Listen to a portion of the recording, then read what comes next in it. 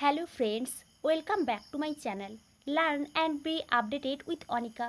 বন্ধুরা আমরা আগের একটা ভিডিওতে সিধু কানু বিরসা ইউনিভার্সিটি থেকে পিজি অ্যাডমিশনের একটি শর্ট নোটিফিকেশান দেখেছিলাম। এখন আমরা এই সিধু কানু বিরসা ইউনিভার্সিটি থেকে পিজি অ্যাডমিশনের একটি ডিটেলড নোটিফিকেশান দেখব, যেটা রিসেন্টলি পাবলিশ হয়েছে এবং এখান থেকে ফর্ম ফিল আপ শুরু হয়ে গেছে।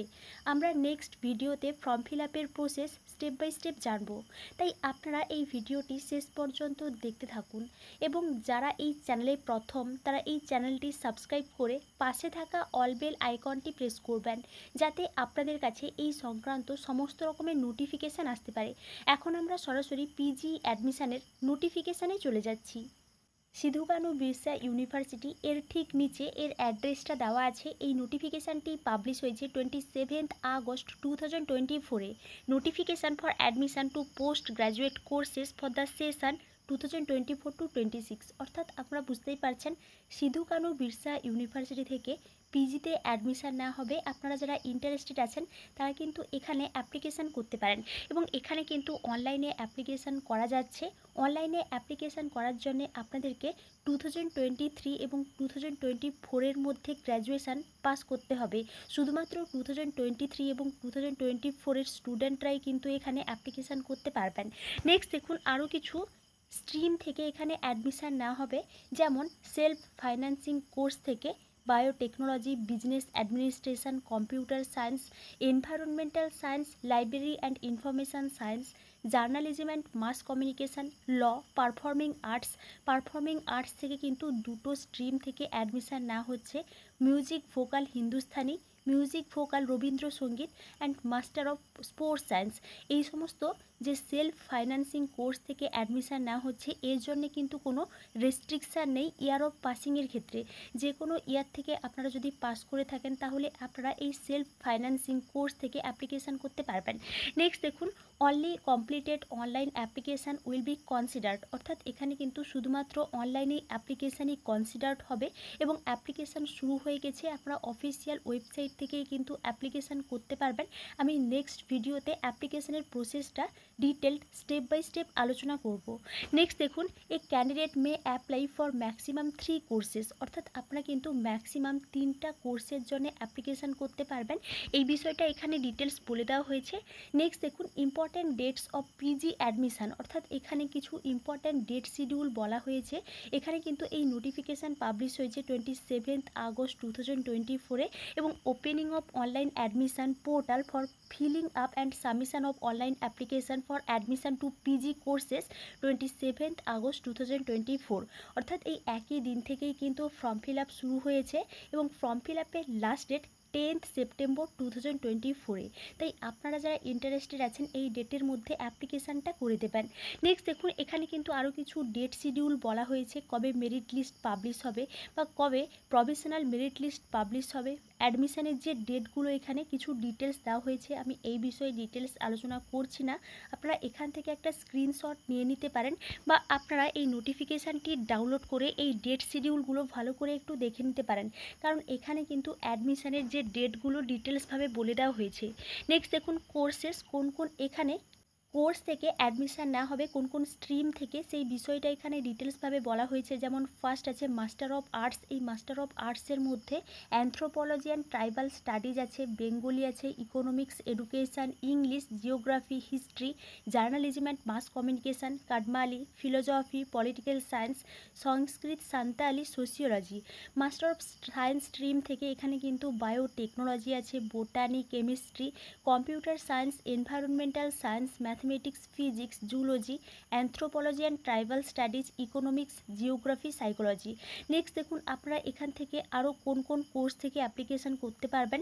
মাস্টার অফ কমার্সের মধ্যে কমার্স আছে, master of business administration, master of law, library and information science, master of performing arts, music vocal Hindustani, music Rabindrasangeet.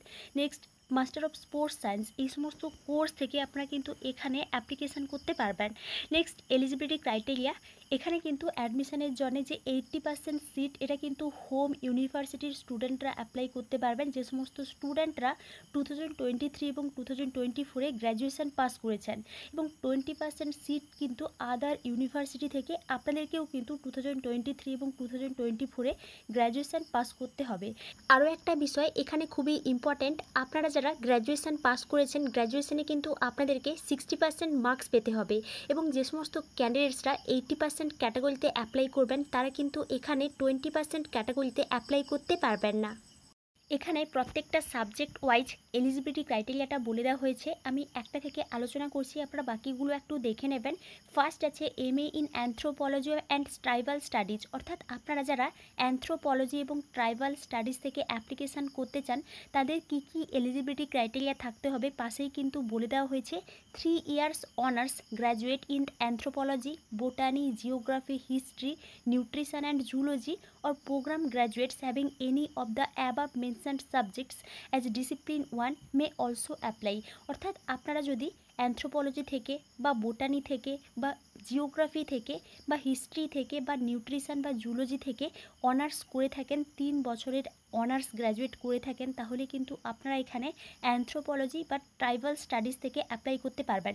তবে আপনাদের যাদের অ্যানথ্রোপোলজিতে গ্র্যাজুয়েশন ছিল, তারা কিন্তু এখানে প্রেফারেন্স পাবেন। এইভাবে কিন্তু MSc in biotechnology, business administration, প্রত্যেকটা সাবজেক্ট ওয়াইজ এখানে কিন্তু এলিজিবিলিটি ক্রাইটেরিয়া বা কোন কোন সাবজেক্ট থাকতে হবে অনার্সে, ওই বিষয়টা ডিটেলস বলে দেওয়া হয়েছে। আপনারা এখান থেকে এই বিষয়টা ডিটেলস একটু দেখে নেবেন।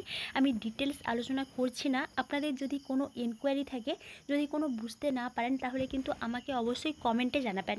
নেক্সট আমরা একটু ইনটেক ক্যাপাসিটিতে চলে যাচ্ছি। প্রত্যেকটা সাবজেক্টে এখানে টোটাল কতগুলো সিট আছে।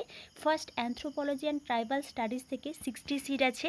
বেঙ্গলি, এই বেঙ্গলির মধ্যে কিন্তু সিধু কানু বিরসা ইউনিভার্সিটির যে ক্যাম্পাস থেকে 85 সিট আছে এবং নিস্টারিনী কলেজ, এখান থেকে 49 সিট আছে। বায়োটেকনোলজি থেকে 25 সিট আছে, বোটানি থেকে 35, business administration 60, chemistry 35, commerce 71, computer science 40, economics 50, education 60, English Sidhu Kanu Birsa ইউনিভার্সিটির ক্যাম্পাস থেকে 85 সিট আছে এবং জেকে কলেজ থেকে 49 সিট আছে। নেক্সট এনভায়রনমেন্টাল সায়েন্স থেকে 30 সিট আছে, জিওগ্রাফি থেকে 35, হিস্ট্রি এখানে ক্যাম্পাসের মধ্যে 85 সিট আছে এবং জেকে কলেজ থেকে 49 সিট আছে। Integrated bachelor of library science and master of library science এখান থেকে 55 সিট আছে। জার্নালিজম অ্যান্ড মাস কমিউনিকেশান থেকে 49 সিট আছে। কাডমালি থেকে 100 সিট আছে। LLM এখান থেকে 40 সিট আছে। ম্যাথমেটিক্স ক্যাম্পাসের মধ্যে 53 সিট আছে এবং জেকে কলেজ থেকে 49 সিট আছে। পারফর্মিং আর্টসের মধ্যে 2টো স্ট্রিম আছে, প্রত্যেকটা স্ট্রিম থেকে 20 করে সিট আছে। ফিলোসফি থেকে 85 সিট আছে। ফিজিক্স থেকে 35, পলিটিক্যাল সায়েন্স 85, সাইকোলজি 40, সংস্কৃত 85, Santali 90, sociology 71, sports science 40, zoology 35। Total এখানে 1855 বা 1855টা সিট আছে। অনেকগুলোই কিন্তু সিট আছে প্রত্যেকটা সাবজেক্ট ওয়াইজ। আপনারা এখান থেকে সিট ভ্যাকেন্সিটা দেখে নেবেন। নেক্সট কিন্তু এখানে ক্যাটাগরি ওয়াইজ সিট ভ্যাকেন্সিটা দেওয়া আছে। 80% ক্যাটাগরি থেকে বা 20% ক্যাটাগরি থেকে আলাদা আলাদাভাবে ক্যাটাগরি ওয়াইজ সিট ভ্যাকেন্সিটা দেওয়া আছে। আপনারা যদি কাস্ট ওয়াইজ সিট ভ্যাকেন্সি দেখতে চান, তাহলে এখান থেকে ক্যাটাগরি ওয়াইজ সিট ভ্যাকেন্সিটা দেখতে পারেন। এখানে কিন্তু ক্যাটাগরি ওয়াইজ বা 80% 20% সিটের মধ্যে ক্যাটাগরি ওয়াইজ যে সিট ডিস্ট্রিবিউশনটা বলে দেওয়া হয়েছে। নেক্সট দেখুন, নেক্সট আমরা এখান থেকে একটু দেখে নিচ্ছি ফিজ স্ট্রাকচার। এখানে কিন্তু অ্যাপ্লিকেশান করার সময় কোনো ফি লাগছে না, নো অ্যাপ্লিকেশান ফিজ রিকিওয়ার্ড। এবং এখানে কিন্তু ফিজ স্ট্রাকচারটা বলে দেওয়া হয়েছে। নন ল্যাব বেসড সাবজেক্ট থেকে এখানে ফিজ স্ট্রাকচারটা দেওয়া আছে এবং ল্যাব বেসড সাবজেক্ট থেকে ফিজ স্ট্রাকচারটা দেওয়া আছে। আপনারা এখান থেকে ফিজ স্ট্রাকচারটাও দেখে নিতে পারেন। নেক্সট দেখুন fees structure for self financing courses, অর্থাৎ এখানে যে সেলফ ফাইন্যান্সিং কোর্স থেকে অ্যাডমিশান না হবে, তার কিন্তু ফিজ স্ট্রাকচারটা বলে দেওয়া হয়েছে। নেক্সট আমরা এখান থেকে একটু সিলেকশন প্রসেস বা process of merit list framing এখানে চলে যাচ্ছি। এখানে যে সিলেকশান করা হবে এই সিলেকশানটা কিন্তু মেরিট বেসিসেই হবে। এখানে কিন্তু কোনো এন্ট্রান্স এক্সাম হচ্ছে না, আপনাদের যে মেরিট অনুযায়ী কিন্তু এখানে সিলেকশান করা হবে। এবং এখানে এই বিষয়টা বলে দেওয়া হয়েছে 80% ক্যাটাগরি থেকে বা 20% ক্যাটাগরি থেকে কিভাবে সিলেক্ট করা হবে সেই বিষয়টা এখানে ডিটেলস বলা হয়েছে। নেক্সট দেখুন, documents require to be uploaded at the time of application, অর্থাৎ আপনারা যখন অ্যাপ্লিকেশান করবেন কী কী ডকুমেন্টস আপনাদেরকে আপলোড করতে হবে তার একটা লিস্ট এখানে বলে দেওয়া হয়েছে, আপনারা এখান থেকে দেখে নিতে পারেন। এই অনুযায়ী কিন্তু আপনারা ফর্ম ফিল আপ করার সময় এই ডকুমেন্টসগুলো পাশে রাখবেন, এই ডকুমেন্টসগুলো কিন্তু আপনাদেরকে আপলোড করতে হবে। নেক্সট দেখুন, ভেরিফিকেশান অফ ডকুমেন্টস, ভেরিফিকেশানের সময় কী কী ডকুমেন্টস লাগবে তার কিন্তু কিছু ডিটেলস এখানে বলে দেওয়া হয়েছে। Few important modalities of admission process, কিছু মডালিটিজ এখানে বলে দেওয়া হয়েছে। আর কিন্তু কোনো ইনফরমেশান এই নোটিফিকেশানে নেই এবং এটি ছিল একটা detailed notification Sidhu Kanu Birsa university থেকে। নেক্সট ভিডিওতে কিভাবে আপনারা ফর্ম ফিল আপ করবেন ওই ফর্ম ফিল আপের প্রসেসটি স্টেপ বাই স্টেপ দেখাবো, তাই আপনারা এই চ্যানেলের সঙ্গে কানেক্টেড থাকবেন। এবং এই বিষয়ে আপনাদের যদি কোনো এনকোয়ারি থাকে তাহলে আমাকে অবশ্যই কমেন্টে জানাবেন। Thank you.